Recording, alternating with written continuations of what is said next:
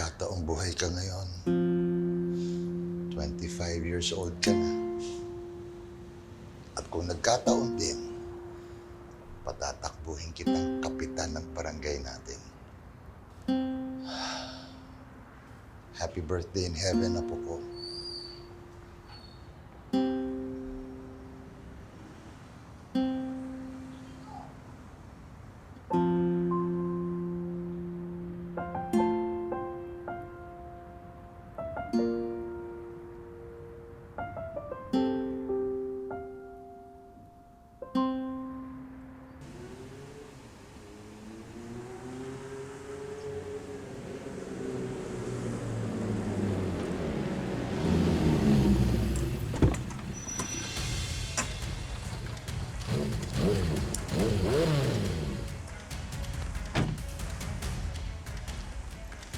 Balita, Godoy. Diyan nakatira yung sinasabi ko siyang target natin. Huwag kang mag-alala, boss. Alam ko nang gagawin ko. Gusto ko gawing mo malinis. Ayaw na ayaw ko nang sasabi tayo. Tatakutin mo lang.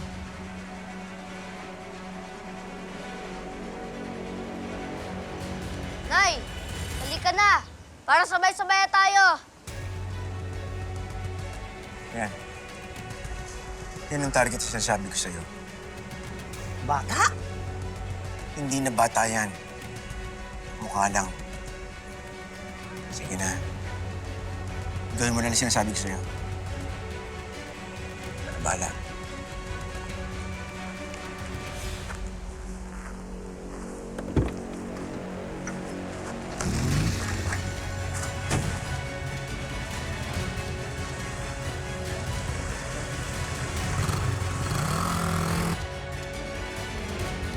Mauna na po ako, Nay. Ay, anak. Teka muna. Hindi ka ba sasakay ng tricycle? Huwag na po, Nay. Sayang lang pamasahe. Tsaka exercise na din po. Ingat, kuya. Ay, Rambo! Ano yun po, Nay? Nay. Ay naman, kung makayakap kay kuya, para namang hindi siya babalik mamayang hapon. Papasok na po si Kuya sa Big Tammy's. Hindi naman po siya mag-a-abroad. Nay, 25 years old na po ako. Hindi na po ako baby. Eh, anak. Alam ko naman yun. Pero kasi, lagi naman akong kinakabahan na. Simula nung sumani ka dyan sa politika na yan, hindi na nawala yung pag-aalala ko sa'yo. Mga anak, hindi niyo ba pwedeng samahan tong kuya niyo? Nay, may dadaanan pa ako eh. Tsaka ako po, sisingilin ko pa po yung mga berentahan ko na ukay-ukay eh. Nay, kaya ko na po. Malakas pa to.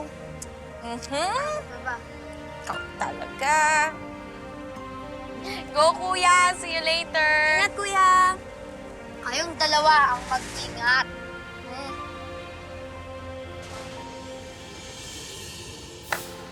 Sa tuwing nahihirapan, napapagod na lumaban. Ay, ingat kayo. Exercise pa. Ingat ka ha, anak. Sabi kuya, Nay. Ingat ka, anak. Sa mga pasakit.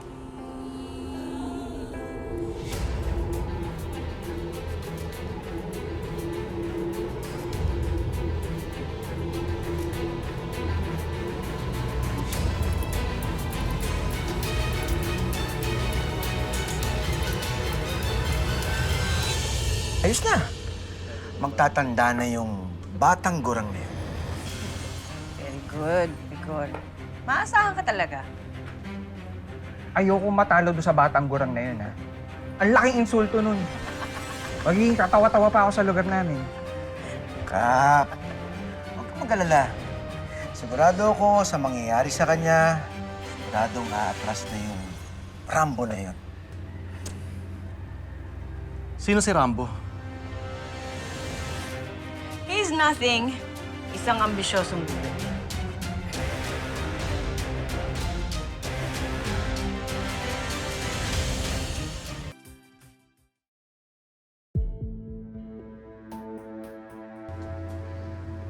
Ma, Hindi ko gusto yung sinabi ni Rigor kanina. Sino si Rambo? Anong ginawa niyo sa kanya? Wala. Huwag mo naintindihan yun. Ma, gobernador na kayo sa probinsya na to. Ano pa bang gusto mo? Hindi na dapat kayo pumapatol sa mga ganyang kalakaran sa politika. Ang dumi-dumi na ng politika. Please, huwag niyo nang dagdagan pa. Wow. Parang ang dami mong alam sa politika. Yes, matagal na. Kaya nga ayoko ma-involve dyan eh. Hindi ba kayo natatakot na baka balang araw bumalik sa inyo lahat ng mga pinaggagawa niyo? Kung magsalita ka, parang may ginawa akong masama. Wala kang alam, Alberto. Kaya wala kang karapatan na manduhan ako at wala kang karapatan na husgahan ako dahil anak lang kita!